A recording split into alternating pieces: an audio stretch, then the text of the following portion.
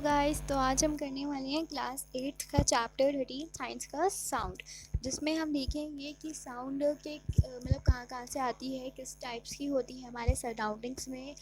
और हम देखने वाले हैं कि साउंड प्रोड्यूस कहाँ से होती है। ठीक है, तो आइए स्टार्ट करते हैं और मैं आपको पूरी एनसीईआरटी का एक एक लाइन एक्सप्लेनेशन दूंगी। ठीक है, तो how do you come to know that a period in is school is over in your school.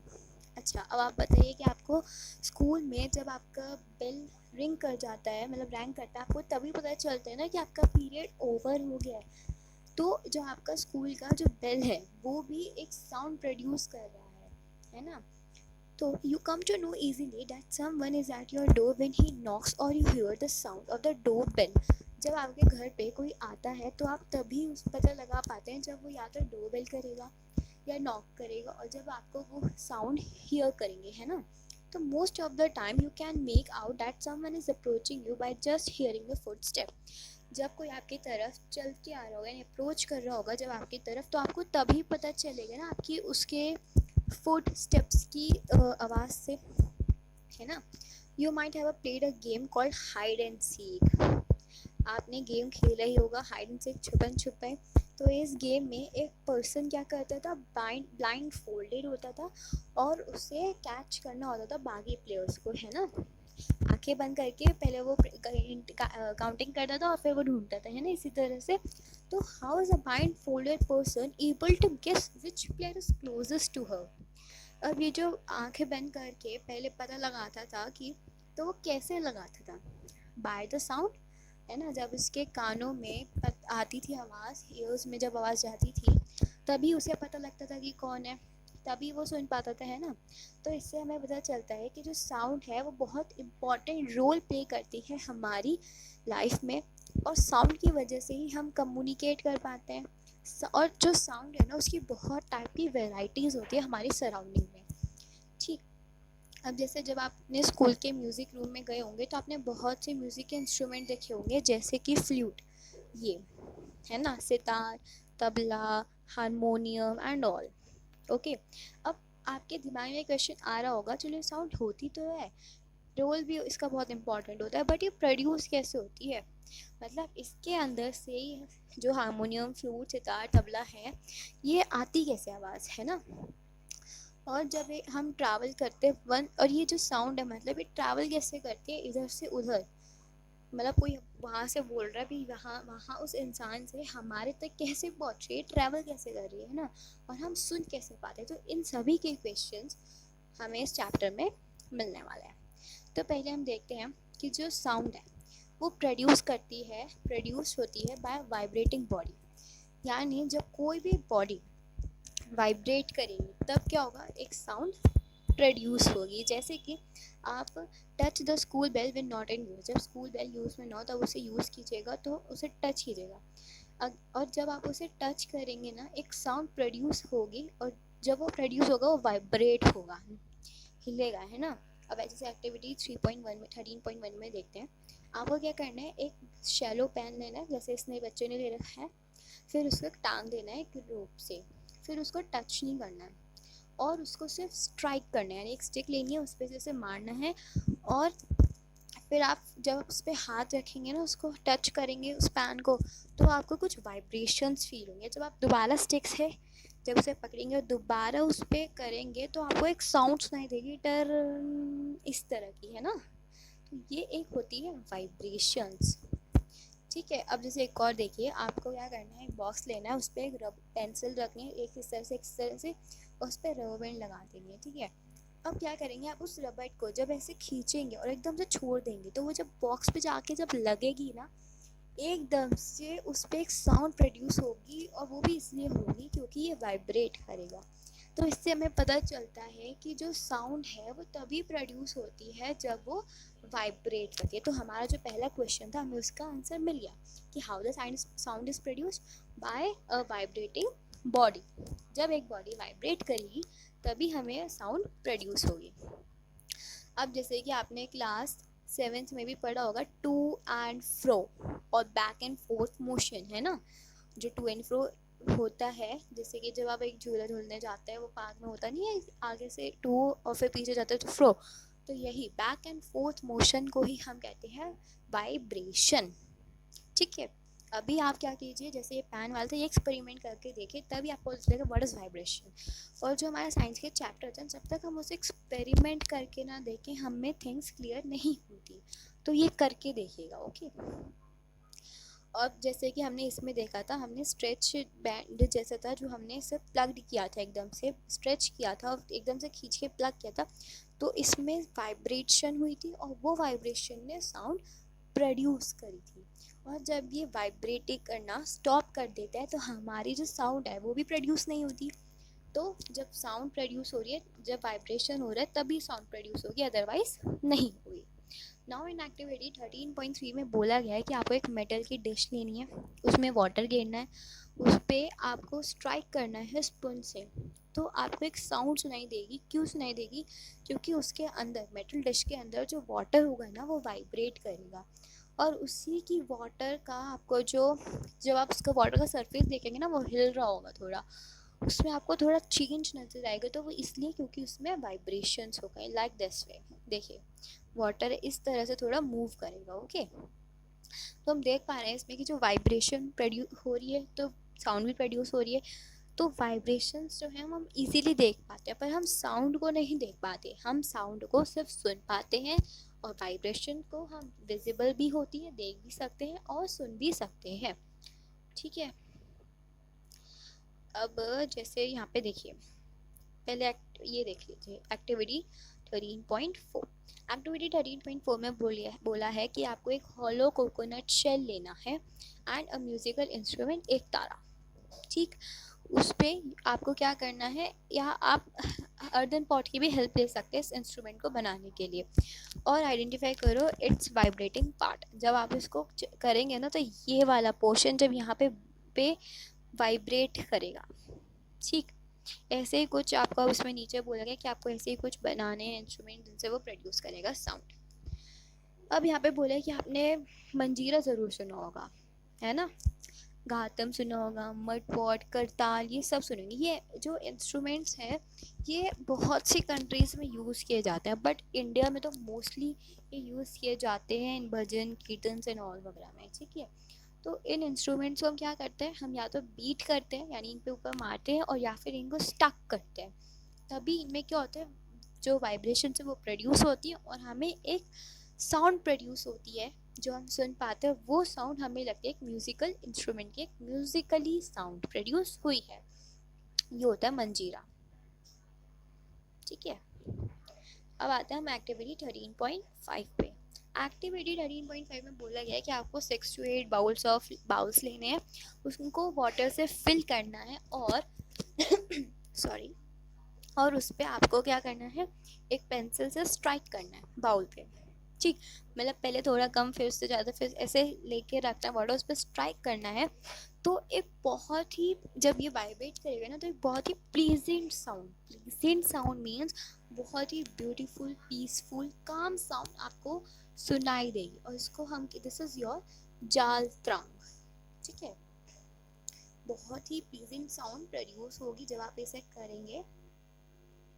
अब देखिए यहाँ पे बोला है इन्होंने, when we pluck the string of an instrument, जब हम किसी भी इंस्ट्रूमेंट का, कोई भी इंस्ट्रूमेंट हो, म्यूजिकल हो या कुछ भी हो, हम उसका जब स्ट्रिंग प्लक करेंगे ना, जैसे कि सितार हमने लिया, तो हमें the sound that we hear is not only that of the string. जो साउंड हमें सुनाई देगी वो सिर्फ स्ट्रिंग की ही नहीं होगी, वो एक पूरे इंस्ट्रूमेंट पे जो फोर्स लगा, फोर्स आप जानते हैं क्या होता है, पुश और पुल, तो वो जो फोर्स उस पर लगा होगा, तब वो वाइब्रेट किया होगा, तो वो एक पूरे इंस्ट्रूमेंट की जो वाइब्रेशंस थी, हमें उस पूरे इंस्ट्रूमेंट की जो साउंड है वो सुनाई दी।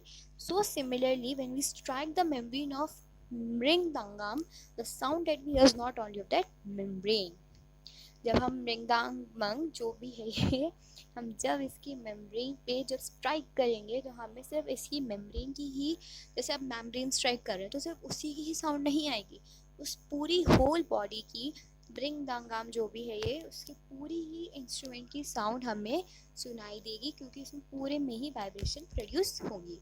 अब जब हम बात करते हैं, does when we speak does any part of our body vibrate, अब जैसे कि मैंने बोला कि अभी मैं आपको एक तरह से ये एक्सप्लेन कर रही हूँ कि साउंड तभी प्रोड्यूस होगी जब वाइब्रेशंस होगी। अब जैसे हम मैं बोल रही हूँ तो आप मेरी जो साउंड है वो प्रोड्यूस हो रही है और आपको सुनाई दे रहा है।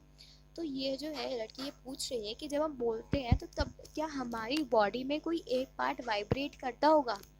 जब अगर बोलने से ही साउंड प्रोड्यूस हो रही है तो हमारे में भी जब साउंड प्रोड्यूस हो रही है तो कोई जो बॉडी पार्ट है वो वाइब्रेट करना चाहिए, है ना। तो वो कौन सा पार्ट है या होता है या नहीं होता वो हम देखने वाले हैं।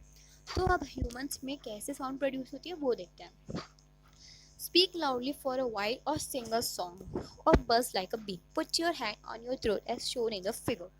अब देखिए आप बहुत तेज चिल्लाइए या फिर गाना गाइए, ठीक है, या फिर बी की तरह बस इस तरह से कीजिए।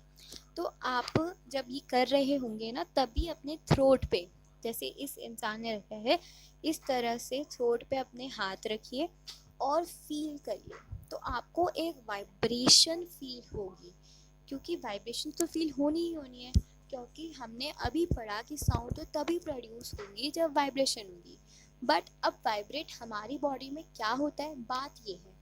तो अभी पहले हमें तो इतना तो पता चला था कि हमारी ह्यूमन बॉडी में भी कुछ वाइब्रेट होता है, बट क्या अब हम बोल देते हैं जो हमारी बॉडी होती है ना उसमें साउंड प्रोड्यूस होती है एक वॉइस बॉक्स।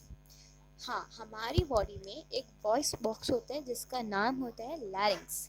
यहाँ पे ये देखिए, यहाँ पे जहाँ इसने हाथ रखा है ये जो लेयर आप देख रहे हैं येलो कलर की, डैट इज वॉइस बॉक्स और लैरिंक्स, और ये बड़े में इन्होंने 3D इमेज में दिखाया है, इज लाइक दिस। ओके, अब अपने फिंगर्स को थ्रोट पे जब आपने रखा तो आपको एक हार्ड पंप सा कुछ टाइट सा फील हुआ होगा जो कि मूव कर रहा होगा जब आप बोल रहे हैं, स्वेलो करते हैं, जब आप स्वेलो करेंगे तो आपको कुछ मूव सा दिखेगा यहाँ पे, है ना। तो वही पार्ट पे, उसी बॉडी के पार्ट में आपका एक वॉइस बॉक्स होता है, उसके up it is at the upper and of the wind pipe पे ही उसके जो अपर एंड है उस पे हमारा वॉइस बॉक्स होता है, उस पे ही हमारा क्या होता है, वाइब्रेशंस प्रोड्यूस होंगी, और जब उस पर वाइब्रेशंस प्रोड्यूस होंगी तो हमारे माउथ से साउंड प्रोड्यूस होगी। अब हमारी बॉडी में यहीं पे इस थ्रोट के पास ही एक टू वोकल कॉर्ड्स भी होते हैं जो कि स्ट्रेच होते हैं हमारे across the voice box or larynx in such a way that it leaves a narrow slit between them for a passage of air। यानी टू वोकल कोड्स होते हैं जब हम वॉइस बॉक्स, ये ऊपर वाइट कलर का वॉइस बॉक्स और ये लेयर से जो है ये है हमारे वोकल कोड्स, ये भी स्ट्रेच होते हैं along with the voice box. वो इसलिए होते हैं क्योंकि इन दोनों के बीच में जो थोड़ी एयर है ना वो भी पास होती रहे, ठीक। When the lungs force air through the slit, the vocal cords vibrate, producing sound। जब हमारे जो लंग्स हैं उसमें जब एयर का फोर्स लगेगा स्लिट के थ्रू तो जो हमारे वोकल कोड्स हैं ना, अच्छा सॉरी, हमारे वोकल कोड्स वाइब्रेट करते हैं, हमारा वॉइस बॉक्स वाइब्रेट नहीं करता। वॉइस बॉक्स से तो साउंड प्रोड्यूस होगी और वोकल कोड में क्या होगा, वाइब्रेशंस होगी। यानी वॉइस जो आपका वोकल कोड है उसमें वाइब्रेशंस प्रोड्यूस हुई और वॉइस बॉक्स से आपकी साउंड प्रोड्यूस हुई, और उसी की वजह से दूसरा इंसान या कोई और आपकी वॉइस सुन पाता है। और वोकल कोड से एक मसल अटैच होती है जो कि उसको टाइट और लूज बनाती है, और जो वोकल कोड्स हैं जब वो टाइट होंगी और बहुत पतली होंगी तो जो हमारी वॉइस की क्वालिटी है, यानी किसी की वॉइस जैसे पतली होती है किसी की मोटी होती है, तो अगर किसी की वो होगी मतलब किसी की टाइट और थिन होगी वोकल कोड्स तो जो वॉइस प्रोड्यूस होगी ना वो बहुत लूज़ और बहुत पतली सी होगी, हल्की फुल्की सी। जैसे हम बोलते हैं कि तेरी इतनी वॉइस कम क्यों आ रही है, तो वो बहुत धीरे बोलता है ना कोई इंसान, तो वो इसलिए होती है क्योंकि उसकी जो वोकल कोड है वो बहुत टाइट होती है और बहुत पतली होती है, तो जितनी पतली उतनी कम वॉइस, है ना। अब देखिए एक्टिविटी 13.6 पे आते हैं। इसमें बोला है कि आपको 2 रबर स्ट्रिप्स लेनी है सेम साइज की, and place these 2 pieces of one above the one another, stretch them tight, एक के ऊपर एक रख के उसको स्ट्रेच कीजिए और उसमें बीच में एयर ब्लो करिए थ्रू द गैप जो उनके बीच में बिटवीन है स्पेस है, ठीक। तो जो एयर ब्लो होगी जब हम एयर उसमें डालेंगे अपनी, तो जब हम रबर्स को स्ट्रेच कर रहे होंगे तब एकदम से साउंड्स प्रोड्यूस होगी। You can also take a piece of paper, आप इस तरह से पीस ऑफ पेपर ले सकते हैं, इसके बीच में जो आपको स्पेस दिख रहा है यहाँ पे आप एयर ब्लो कीजिए और एकदम से यहाँ पीछे से जो सर्कल दिख रहा है हाफ, यहाँ से साउंड प्रोड्यूस होगी, ठीक है। Now blow through the slit and listen to the sound, to the vocal cords produce in a sound similar manner. इस जैसी इसमें वॉइस प्रोड्यूस होगी ना, उसी तरह से ही हमारा जो वोकल कोड है वो भी वर्क करता है। तो इस एक्टिविटी में बताया गया था कि how the vocal cord works. अब जो हमारा वोकल कोड है ना वो मेंस में तो 20 लॉन्ग होता है और हम वुमेन्स हैं उनमें 5 शॉर्टर होता है। और जैसे कि हम चिल्ड्रंस है, आप चिल्ड्रंस जो उनमें बहुत ही छोटा वोकल कोड होता है। और यही रीज़न है कि मेन की वॉइस, वुमेन की वॉइस और चिल्ड्रन की वॉइस में डिफरेंट होता है। जैसे कि मैंने बताया था, जिसका जितना छोटा उसकी उतनी वॉइस पतली और पतली, है ना। तो अब मेन में जो है वो 20 लॉन्ग है तो उनकी वॉइस थोड़ी मोटी होती है, वुमेन की थोड़ी पतली, और चिल्ड्रन की बिल्कुल बच्चों जैसी, मतलब बहुत ही पतली, क्योंकि उनका बहुत ही छोटा वोकल कोड होता है। अब ये हमारा 13.3 में है कि साउंड को, मतलब अब चलो हमने तो देख लिया कि साउंड को वाइब्रेट, जब वाइब्रेशंस होंगी तभी साउंड प्रोड्यूस होगी, बट जब वो प्रोड्यूस हो रही है साउंड तो उसको वो ट्रैवल कैसे करेगी, है ना। ट्रैवल भी तो करना चाहिए ना, हम तक कैसे पहुँचे, बात ये है। वो प्रोड्यूस तो हो रही है बट हम तक कैसे आ रही है, वो हम तक इसलिए आ रही है क्योंकि साउंड को एक मीडियम चाहिए होता है। मीडियम यानी एक पाथ चाहिए होता है, एक रूट चाहिए होता है फॉर प्रोपगेशन। प्रोपगेशन यानी आगे के प्रोड्यूस होने के लिए, आगे जाने के लिए, हम तक पहुंचने के लिए, ठीक है। तो जब आप अपनी दोस्त को कॉल करते हैं, ठीक, तो आप बहुत दूर खड़े होते हैं, है ना, और आपका फ्रेंड फिर भी उसे सुन पाते हैं, क्यों, यानी साउंड ट्रैवल तो कर रही है, बट साउंड ट्रैवल कैसे कर रही है, क्योंकि उसे मीडियम चाहिए। वो मीडियम क्या है वो हम देखते हैं। एक्टिविटी 13.7 बोला है कि आपको एक ग्लास लेना है, उसमें वो सूखा होना चाहिए, ठीक है। उसमें आपको अपना सेल फ़ोन डालना है। सेल फ़ोन डालने के बाद अपने फ्रेंड को रिंग करके उसमें डालना है, ठीक। एंड फिर उसके बाद आपको बोले ask your friend to give a ring, अच्छा अपने दोस्त को बोलें कि वो रिंग करे on a cell phone from another cell phone. Listen to the ring carefully. अब आप अपनी साउंड, जो उसकी साउंड प्रोड्यूस होगी रिंग की, वो सुनिएगा। तो जो अब क्या होगा, यहाँ पे जो टम्बलर है ना, उसमें से दूसरे गिलास में से अपना हाथ में पड़ गया उसे, फिर now surround the rim of the tumbler with your hands, यानी पूरे उस ग्लास को उठा लीजिए और कवर कर लीजिए अपने हाथों से, कहीं पे एयर मत जाने दीजिए, और उसको अपने मुंह पे रख के बोलिएगा, ठीक है। और उसको बोलिए दोबारा रिंग करे। अब जब वो दोबारा रिंग करेगा ना, तो जो साउंड है वो और फेंटर हो जाएगी, यानी और भयानक हो जाएगी। क्यों, क्योंकि उसमें एयर प्रोड्यूस नहीं हुई, उसको एक मीडियम नहीं मिला ट्रैवल करने के लिए, इसी वजह से। और जब आप उसमें से टम्बलर निकाल देंगे, अपना माउथ थोड़ा दूर कर लेंगे, तो जो साउंड है वो दोबारा लाउड हो जाएगी और जैसी थी वैसी हो जाएगी, क्योंकि अब उसे मीडियम मिल गया एयर के पास थ्रू जाने का, यानी उसका मीडियम क्या है, एयर, ठीक है।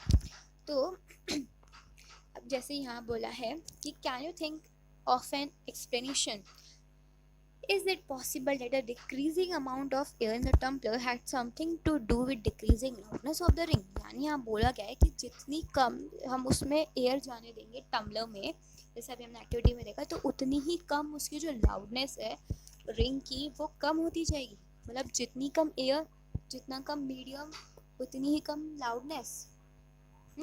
तो indeed, if you had been able to suck all the air in the tumbler, the sound would stop completely. अब आपने क्या किया, जैसे उसमें से पूरी ही एयर जितनी भी थी वो खींच ली अपनी तरफ, सक कर ली, तो उसमें एयर का तो कुछ मीडियम रहा ही नहीं, अब उसे मीडियम तो मिलेगा ही नहीं। तो वाइब्रेशन भी प्रोड्यूस हो पर उसको मीडियम भी तो चाहिए ना। Vibration plus medium equals to sound, okay. तो अगर उसमें मीडियम नहीं होगा, सिर्फ वाइब्रेशंस होंगी, तो उसमें जो साउंड है वो भी प्रोड्यूस नहीं होगी, because sound needs a medium to travel. When air has been removed completely from a vessel, it is said to be there's a vacuum in the vessel. अब वैक्यूम क्या होता है, बहुत इंपॉर्टेंट वर्ड है ये, इसको याद रखिएगा क्योंकि हर अब हायर क्लासेस में यही वर्ड यूज़ होने वाला है। तो वैक्यूम होता है किसी भी वेसल में, किसी भी टम्बलर, ग्लास और एनीथिंग, किसी भी थिंग में जब एयर पूरी तरह से रिमूव हो जाए, 1% भी या 0.001% भी उसमें एयर ना होना, तो वो होता है vacuum. The sound can not travel through a vacuum. ठीक है, साउंड वैक्यूम के थ्रू क्यों नहीं ट्रेवल कर सकती? क्योंकि साउंड को मीडियम चाहिए और उसका मीडियम है एयर, और जब वैक्यूम में तो एयर होती ही नहीं, तो इसलिए sound can not travel through a vacuum. अब क्या जो साउंड है वो लिक्विड में ट्रेवल कर सकती है? यानी अगर पानी में हम घंटी रख दें और फिर बजाएं, तो क्या वो ट्रेवल करेगी? अगर हम एक्टिविटी, अब जो ये साउंड ट्रैवल करती है लिक्विड में, ये हम देखेंगे इस एक्टिविटी 13.8 में। ठीक है, तो अब जैसे कि एक्टिविटी 13.8 में बोला गया है कि आपको एक बाथटब लेना है, बकेट ले लो, उसमें पूरा वाटर भर दो और उसमें एक स्मॉल बेल डाल दो, अपने हाथ में पकड़ के उसमें हाथ डाल दो बेल से। ठीक है, अब वाटर में उसे बेल को बजाइए।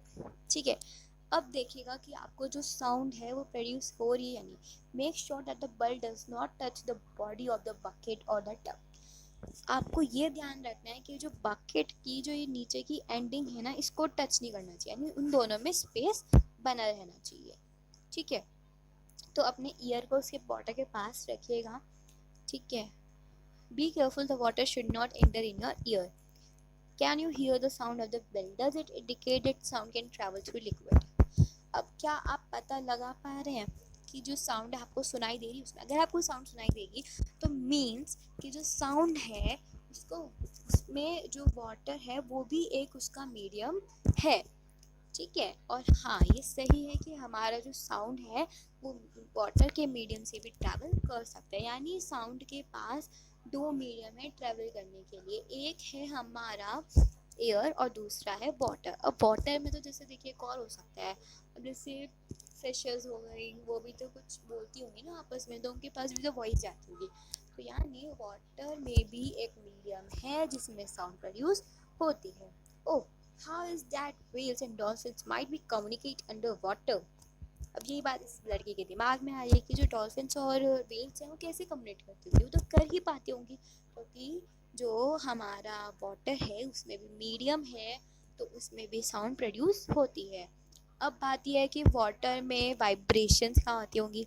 वाटर में भी वाइब्रेशंस हो जाती है, क्योंकि जो डॉल्फिन्स और व्हेल्स हैं उनके पास तो वॉइस बॉक्स होता होगा ना, वोकल कॉर्ड होता होगा, तो वहाँ वो जो है वो प्रोड्यूस वाइब्रेट होता होगा, वाइब्रेट होते ही जो मीडियम से है वो ट्रैवल करके पहुँच जाता होगा। ठीक है, अब यहाँ पे है कि sound can travel through solid also. अभी हमने देखा गैस से यानी एयर से कर रहा है, अब हमने देखा कि वाटर लिक्विड से भी कर रहा है, अब हमें पता लगाना है कि सॉलिड से भी कर सकता है क्या साउंड ट्रैवल। ये देखते हैं। इसमें बोला है कि आपको एक रॉड लेनी है, स्केल लेना है, उसको एक एंड से अपने कानों पे रखना है और दूसरे अपने दोस्त को बोलना है कि वो दूसरे एंड से अपने दूसरे एंड पे रखे। अब can you hear the sound of the scratching? उसे बोलना है कि वो स्क्रैच करे। अब अगर आप स्क्रैचिंग की आवाज़ सुन पा रहे हैं, यानी फिर ये जो स्केल है, मतलब जो सॉलिड है, इसके थ्रू भी आवाज़ हो रही है। जी हाँ, साउंड के थ्रू, सॉरी, जो सॉलिड है यानी जो स्केल था ये, उसमें भी साउंड प्रोड्यूस हुई, उस लड़के को सुनाई दी जब इसने स्क्रैच किया इस बच्चे ने। यानी कि जो हमारी साउंड है वो जो सॉलिड में, लिक्विड में, गैस में, तीनों मीडियम में प्रोड्यूस होती है।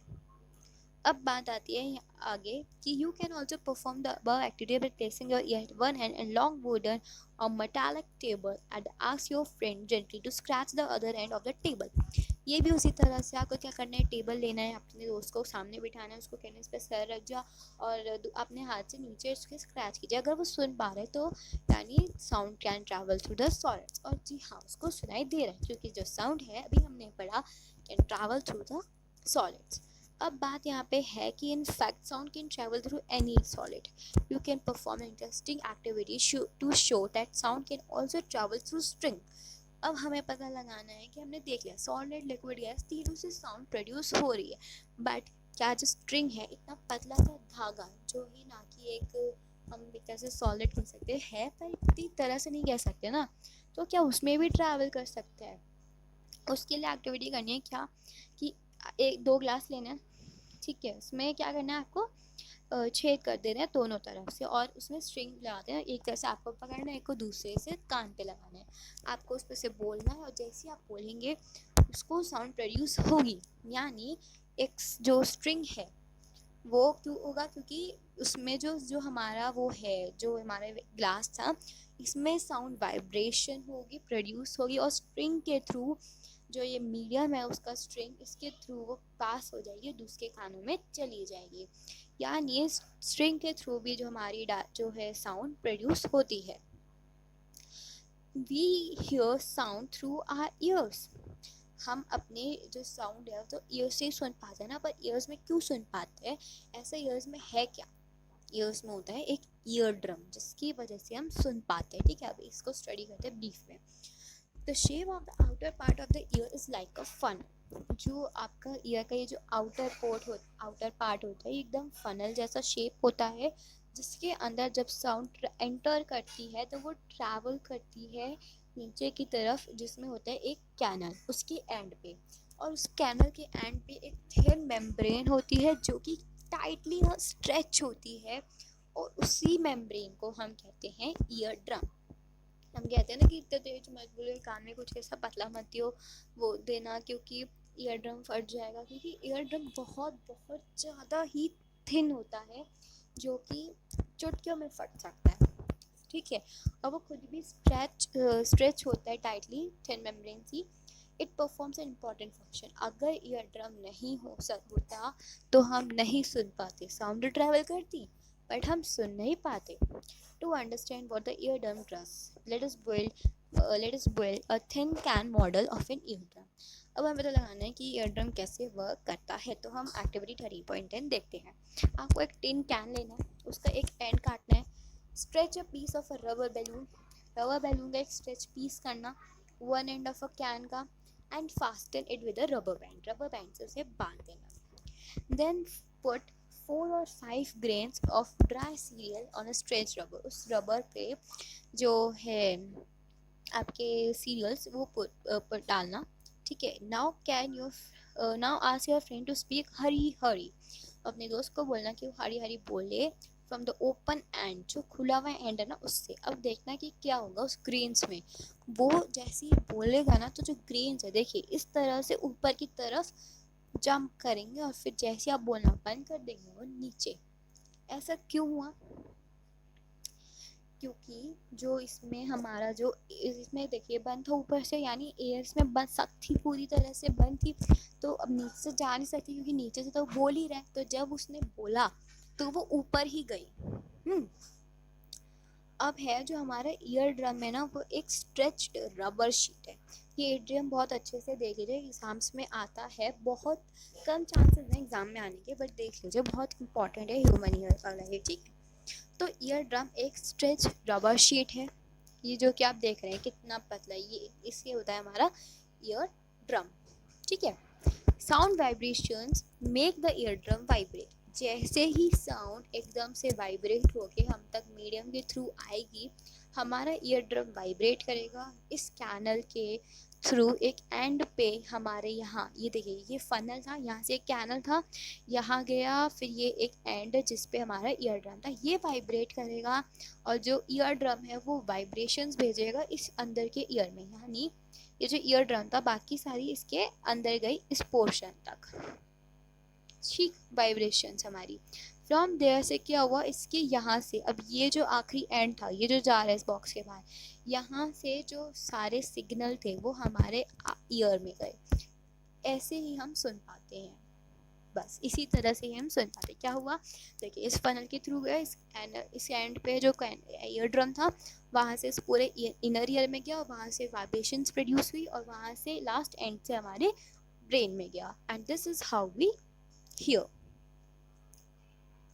ठीक, and one most important thing, we must never put a sharp pointed or hard thing into our ear, because it can damage our eardrum, and our eardrum if our eardrum damage, then we can impair hearing, we can't able to listen anything। अब आती है बहुत बहुत बहुत ज़्यादा important thing, that is amplitude, time period and frequency of a vibration. हमने to and fro motion देखा, जो जिसका नाम हमने दिया था वाइब्रेशन। बट अब ये जो वाइब्रेशन हुआ, ये जो मोशन हुआ, इसको हम एक और चीज़ बोलते हैं, that is oscillatory motion. Okay, ये एक ऑस्किलेटरी मोशन भी होता है। Now you have already learned in your higher classes about the in your lower classes about oscillatory motion and its time period. अब आपने ये भी पढ़ा होगा कि oscillatory motion क्या होता है, टाइम पीरियड क्या होता है ना। तो जो हम नंबर ऑफ ऑस्किलेशन पर second is called frequency of oscillation.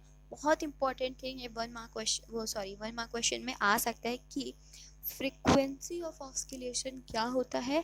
जितने टाइम्स यानी टू और फ्रो मोशन होगा, जितने टाइम्स ऑस्किलेशन होगा इन 1 second, that is called your frequency of oscillation. और इसकी जो हम यूनिट कह सकते हैं, ऐसे यूनिट या एक्सप्रेस कर सकते हैं, वो होती है हर्ट्ज और इसका सिंबल होता है HZ। ठीक है, अब a frequency of 1 hertz is 1 oscillation per second। 1 hertz he frequency produce होती है 1 second में। If an object oscillates 20 times in 1 second, what would be its frequency? अब देखिए, अगर पहले तो इसका फॉर्मूला देखिए, फ्रीक्वेंसी का क्या होता है, फ्रीक्वेंसी। ठीक है, how you can recognize any familiar sounds without seeing the object producing them। यानी आप कोई भी जो ऑब्जेक्ट में साउंड प्रोड्यूस हो रही है, आप पहचान सकते हैं कि किसकी साउंड है ना। हाउ इज़ इट पॉसिबल, क्योंकि these sounds must be different enable you to recognise them. कुछ साउंड ऐसे होते हैं जो आप नहीं पहचान पाते। ये इसलिए होता है क्योंकि जो हमारी वॉइस डिफरेंट टाइप्स के होते हैं ना, वो इसलिए होते हैं क्योंकि हमारा जो एम्पलीट्यूड है और जो फ्रिक्वेंसी है, इसकी वजह से। ठीक है, amplitude and frequency are two important properties of any sound. सिर्फ इन दो की वजह से ही हर किसी की वॉइस डिफरेंट होती है। अब जैसे कि फ्रीक्वेंसी यानी कि कितने सेकेंड्स में वो कितना नंबर ऑफ ऑस्किलेशंस हो रहा है ना। और एम्पलीट्यूड होता है हाउ, मतलब कितनी वॉइस उसकी पतली है। ठीक है, इस तरह से अभी हम और देखेंगे। अब जैसे कि इस एक्टिविटी में बोला गया है लाउडनेस एंड पिच के बारे में। ठीक, टेक अ मेटेलिक टम्बलर। आपको क्या करना है, कैसे मेटेलिक टम्बलर लेनी है, उस पर टेबल स्पून लेनी है and a table spoon and strike the table spoon gently and the brim of the tumbler. इस टम्बलर पे स्टक कीजिए, तो क्या होगा, आपको एक साउंड प्रोड्यूस होगी। और उस नाउ क्या करना है, अब आपको टम्बलर की जो स्पून है उस पर दोबारा बैंग करना है, आपको फिर से एक साउंड प्रोड्यूस होगी, वो सुनना है। अब आपको पता लगेगा कि कौन सी साउंड लाउडर है, कौन सी स्टक हार्ड हुई है। जब हमने बहुत तेज़ी से मारा, उस पर स्टक हार्ड किया ना, तो हमें बहुत लाउड साउंड सुनाई दी। और जब हमने उस पर बहुत हल्का धीरे से मारा, स्मॉल थर्मोकॉल पे बॉल टचिंग से रिम डाली, तो वो वाइब्रेट किया और बहुत हल्की सी हमें साउंड प्रोड्यूस हुई। तो क्यों इसलिए हुआ, क्योंकि उनका एम्पलीट्यूड डिफरेंट है, किसी का तेज है, किसी का कम है। जैसे कि किसी की वॉइस तेज होती है, किसी की कम, वो इसलिए because of an amplitude. Now the displacement of the ball is measure of the amplitude of vibration of the tumbler. इसी वजह से, क्योंकि एम्पलीट्यूड होता है। अब क्या करना है, अब बस यही था इसमें, तो चलो ठीक है, फालतू की एक्टिविटी है। अब आते हैं इस पर, लाउडनेस पे आते हैं। Loudness of a sound is proportional to the square of amplitude. यानी लाउडनेस ये होती है कि जैसे जो आपका एम्पलीट्यूड है, यानी कोई धीरे बोल रहा है, डबल तेज बोल रहा है, उसका जब हम डबल करते हैं, दैट इज़ द लाउडनेस, यानी चिल्लाना। ठीक है, और वो भी वाइब्रेशन से ही प्रोड्यूस होगा, क्योंकि ये भी तो एक साउंड है ना। जितने भी साउंड है वो वाइब्रेशन और मीडियम एम्पलीट्यूड फ्रीक्वेंसी सब इसकी वजह से हो रहा है, वाइब्रेशन एंड वो हमारा एम्पलीट्यूड फ्रीक्वेंसी की वजह से, मीडियम ऑल्सो। ओके, अगर हमारे जो एम्पलीट्यूड है वो ट्वाइस हो जाएगा, तो जो लाउडनेस है ना, वो 4 टाइम्स इंक्रीज कर जाएगी। और जो लाउडनेस है हम उसे एक्सप्रेस करते हैं डीबी में। जैसे कि हमारी जो नॉर्मल ब्रीथिंग होती है, हम जो सांस लेते हैं नॉर्मल, वो होती है हमारी 10 dB। तो उसका एम्पलीट्यूड कितना कम होता होगा, सोचिए। क्योंकि एम्पलीट्यूड अगर डबल हो जाए तो लाउडनेस 4 टाइम्स हो जाती है। जो हम धीरे बोले, सॉफ्ट विस्पर करें, खाना में किसी धीरे से बोलते हैं, वो होता है 30 dB का। dB होता है डेसिबल। नॉर्मल कन्वर्सेशन जैसे कि हम नॉर्मल कर रहे हैं, वो होता है 60 dB। बहुत जब ट्रैफिक हो जाता है तो वो 70 dB। और जो फैक्ट्री में साउंड प्रोड्यूस होती है वो होती है 80 dB। और ये जो 80 dB यानी डेसिबल है, ये बहुत ही ज़्यादा नॉइसी होती है साउंड, और बहुत ही पेनफुल होती है, क्योंकि बहुत ही ज़्यादा है 80 dB। फैक्ट्री में आ जाए तो इतनी खटखट पटखट होती रहती है, वो यही होती है कि वो नॉइस या पेनफुल है, ठीक है। अब जो लाउडनेस ऑफ अ साउंड है वो डिपेंड करती है एम्पलीट्यूड पे। क्यों? क्योंकि एम्पलीट्यूड अगर डबल हो जाए तो लाउडनेस 4 टाइम्स हो जाती है, और when the amplitude of a vibration is larger the sound is loud. जब एम्पलीट्यूड बड़ा होगा तो साउंड जो प्रोड्यूस होगी लाउडनेस की वो तो और भी डबल ज़्यादा, और जितनी एम्पलीट्यूड कम उतनी साउंड फीबल यानी पतली होगी पर लाउड ज़रूर होगी, ठीक है। अब बेबी की साउंड और एडल्ट की साउंड अगर हम कंपेयर करें तो बहुत डिफरेंस है। क्यों? क्योंकि उन दोनों की साउंड्स चिल्लाएंगे तो इक्वली लाउड है वो, पर फिर भी साउंड में डिफरेंस है। क्यों?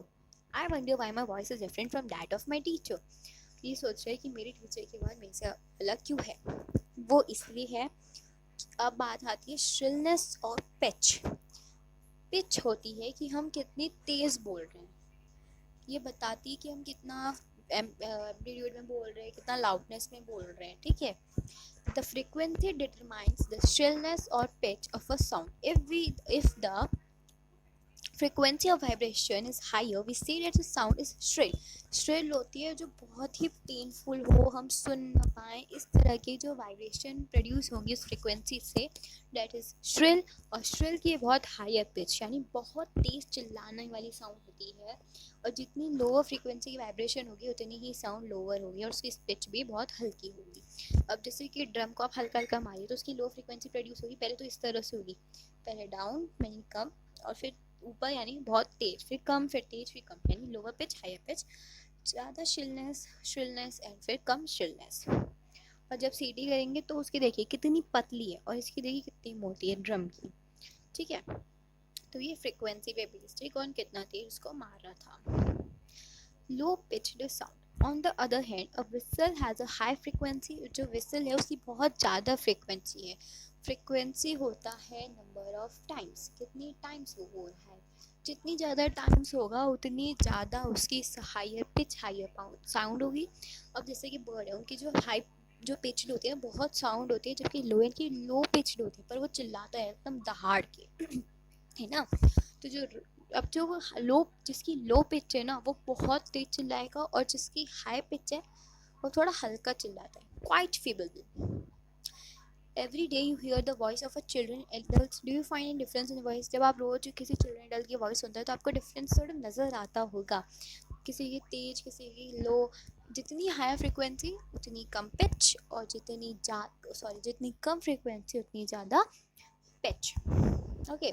अब जो वॉइस है वुमेन की उसमें हायर फ्रिक्वेंसी है, और जो श्रिलनेस है मैन की वो ज़्यादा है कम, ठीक है। ऑडिबल एंड इनऑडिबल साउंड्स बहुत इंपॉर्टेंट टॉपिक ये भी है। हम जानते इस चैप्टर में से ना बहुत ज़्यादा आता है, और ये चैप्टर भी बहुत लॉन्ग है तो वीडियो थोड़ी लंबी हो सकती है, तो एंड तक देखेगा तभी चैप्टर समझ आएगा। We know that we need a vibrating body for the production of sound. हमें पता है कि अगर वाइब्रेट करनी है बॉडी तो साउंड भी प्रोड्यूस होगी, है ना। तो क्या हम सुन सकते हैं वाइब्रेटिंग बॉडीज़ को? वाइब्रेटिंग बॉडीज़ को नहीं सुन सकते लेकिन उसकी साउंड तो सुन सकते हैं। द फैक्ट ये है कि जो sound of frequency less than the 20 vibration पर सेकेंड, यानी जो फ्रिक्वेंसी प्रोड्यूस हो रही है अगर वो 20 हर्ट्ज से कम है, 20 हर्ट्ज से कम जो होती है ना वो हम इंसान लोग जो हम ह्यूमंस हैं वो नहीं सुन पाते, तो वो है इनऑडिबल, ठीक है। और ऑडिबल होती है जो 20 से 20,000 हर्ट्ज यानी 20 किलो हर्ट्ज तक होती है, वो होती है ऑडिबल, वो हमारी रेंज तक होती है जो हम ह्यूमन ईयर्स सुन सकते हैं। अब जैसे कुछ साउंड होते हैं जो सिर्फ एनिमल्स सुन पाते हैं, क्यों? क्योंकि एनिमल्स जो हैं वो इनऑडिबल साउंड्स भी सुन पाते हैं, और हम सिर्फ ऑडिबल साउंड जो कि 20 किलो हर्ट्ज होती है, ठीक है। और कुछ एनिमल्स होता है जो 20 किलो हर्ट्ज भी सुन पाते हैं। डॉग्स के पास ये एबिलिटी है, तो पुलिस क्या करती है विसल करती है ताकि डॉग्स भाग जाए, बट ह्यूमंस ये साउंड नहीं सुन पाते जो बहुत कम होती है। अल्ट्रासाउंड आपने सुना ही होगा, है ना। उसमें भी हम जो हमारी फ्रिक्वेंसी होती है वो हायर होती है देन 20 किलो हर्ट्ज, तो वो हम नहीं सुन सकते क्योंकि हम 20 किलो हर्ट्ज तक सुन सकते हैं। अब जब पुलिस डॉग को भगाने के लिए विसल करती है तो वो 20 किलो हर्ट्ज से मोर देन होती है, तो हम वो भी नहीं सुन पाते। ठीक। अब आता है नॉइस एंड म्यूजिक, यानी कौन सी साउंड बहुत नॉइजी है, पेनफुल है, और कौन सी बहुत प्लीजेंट है, म्यूजिकल है। तो देखिए यहाँ पे सपोज कंस्ट्रक्शन का वर्क चल रहा है आपके नेबरहुड में, तो वो साउंड बहुत ही ज़्यादा, वहाँ पे हॉर्न्स होंगे बसेस के, ट्रक्स के, बहुत ट्रैफिक होगा, बहुत ही अनप्लीजेंट साउंड आपको सुनाई देगी। तो वो जो आप इंटरेस्ट नहीं लेते जिस साउंड में, जो बहुत ही तेज़ होती है, लाउडनेस होती है, अनप्लीजेंट होती है, पसंद नहीं करते लोग, दैट इज़ नॉइस साउंड। अब जैसे कि क्लास में जब सारे बच्चे एक साथ बोलते हैं तो कितनी सारी साउंड प्रोड्यूस होती है, तो वो होती है नॉइस वाली। जबकि हालांकि बच्चे उसे पसंद करते हैं बट टीचर्स नहीं। और दूसरे हैंड पे एक होती है म्यूजिकल साउंड, जो कि जब हम हारमोनियम में सब करते हैं, गाते वाते, तो बहुत ही प्लीजेंट साउंड प्रोड्यूस होती है, that is musical sound. Okay. Musical sound बहुत ही ज़्यादा लाउड होती है और मेलोडियस भी होती है। नॉइज़ पॉल्यूशन के साथ साथ आप जैसे एयर पॉल्यूशन भी जाते होंगे, उसमें क्या होता है, अनवांटेड गैसेस मिल जाती हैं एयर के साथ, तो एयर पॉल्यूशन हो जाता है। ऐसे ही नॉइज़ पॉल्यूशन में क्या होता है, बहुत सारी अनवांटेड साउंड जो हम नहीं चाहते इन्वायरमेंट में होती है प्रेजेंट, जैसे कि हॉर्न्स वगैरह, ये सब प्रोड्यूस करती है नॉइज़ पॉल्यूशन। ठीक है, लाउड स्पीकर हो गए, क्रैकर्स हो गए, मशीन्स हो गई, टेलीविज़न, ट्रांजिस्टर, ये सब। अब आता है हमारा व्हाट आर द हार्म्स। अब हार्म्स क्या हो सकते हैं, हमें नुकसान। देखिए अगर हम ज़्यादा ही, अब देखिए जितनी तेज़ आवाज़ होगी ना, हमें उतना ही अंदर से बहुत अजीब फील होगा, पेनफुल फील होगा, तो उससे हमारी नींद ख़राब होगी, हाइपरटेंशन यानी हाई ब्लड प्रेशर होगा, हेल्थ में प्रॉब्लम्स हो जाएंगे, डिसऑर्डर हो जाएंगे। और जिसकी बहुत, उससे आप एक और प्रॉब्लम्स है जो बहुत मेन है और इम्पॉर्टेंट भी है, और हमें बहुत खतरनाक डिजीज़ है ये, कि अगर हम बहरे हो जाए, इम्पेयरमेंट ऑफ हियरिंग हो जाए, चाहे बाकी ब्लड प्रेशर वगैरह हो जाए, इससे कुछ नहीं, बट हियरिंग की इम्पेयरमेंट हो जाए, ये बहुत बड़ी है ना। अब मेजर्स क्या लेने चाहिए हमें कि हम नॉइज़ पॉल्यूशन को कंट्रोल करें। हमें सारी वॉइसेस बहुत धीरे चलानी चाहिए, लो वॉइस पे चलानी चाहिए, और जो कुछ जैसे व्हीकल्स ही हो गई, ये सब, ये हमें जितनी कम यूज़ कर सकते हैं ना उतनी करनी चाहिए। अब रेजिडेंटल एरिया में हम कैसे कर सकते हैं इन्हें, जितने भी नॉइस ऑपरेशंस होते हैं या नॉइस प्रोड्यूसिंग इंडस्ट्री हैं, उनका, उनकी जो फैक्ट्रीज़ हैं वो घरों से दूर होनी चाहिए, ऐसी एरिया से दूर होनी चाहिए जहाँ पे लोग बहुत आराम से पीसफुल लाइफ रहना चाहते हैं। ऑटोमोबाइल के हॉर्न्स नहीं होने चाहिए, टीवी म्यूज़िक का जो है वो बहुत लो वॉल्यूम्स पे हो या मीडियम भी हो। ट्रीज़ मस्ट बी प्लांटेड, और जितने ट्रीज़ प्लांट होंगे उतनी वॉइस धीरे धीरे खुद कम होती है, या और हमें हार्मफुल जो है वो घटानी चाहिए। अब हियरिंग इम्पेयरमेंट होता क्या है, मैं इतनी देर से बात कर रही हूँ, hearing impairment, let's see. Total hear impairment which is rare, यानी पूरी तरह से बहरे हो जाना बहुत ही कम होता है। ये तभी होता है ज़्यादातर जब कोई बचपन से ही डायरेक्ट ये डिजीज़ लेके पैदा होता है, पूरी तरह से डिसेबिलिटी। ठीक है। Childrens with impaired hearing need special care. जो चिल्ड्रन इस तरह से होते हैं, जो एडल्ट होगा तो खुद को थोड़ा बहुत संभाल लेगा, पर चिल्ड्रंस बिल्कुल भी नहीं संभाल पाएंगे, उनके लिए इस लैंग्वेज को समझने के लिए, सुनने के लिए, आपने टीवी में देखा होगा तो एक्शंस करते हैं कुछ, है ना, साइन लैंग्वेज। चिल्ड्रंस कम्युनिकेट भी नहीं कर पाते, और जो स्पीड है उनके डेवलप होने की वो भी बहुत कम हो जाती है, क्योंकि अगर हियरिंग नहीं कर पा रहे तो बहुत सी चीज़ें हमें पीछे की तरफ ढकेलती हैं, रोकती हैं। तो हमारा यही था चैप्टर, यहाँ पे हमारा चैप्टर ख़त्म होता है। ये जो आपको एक इम्पॉर्टेंट चीज़ बताना चाहूँगी, जो कीवर्ड्स है ना, ये ज़रूर अच्छे से कर लीजिएगा, इन्हीं से रिलेटेड सारे टॉपिक्स आएंगे, बहुत इंपॉर्टेंट है ये। और अगर आपको कोई भी डाउट हो मुझे कमेंट बॉक्स में ज़रूर बताइएगा। और अगर आपको वीडियो पसंद आई हो तो लाइक, शेयर एंड सब्सक्राइब ज़रूर कीजिएगा, बहुत इंपॉर्टेंट। अगर आप चैनल पे न्यू हैं तो सब्सक्राइब कर दीजिए, और ये वीडियो अपने दोस्तों के साथ बहुत शेयर कीजिए, ज़रूर कीजिए, ये उनको एग्ज़ाम्स में बहुत हेल्प करने वाली है। ओके, तो बाय बाय।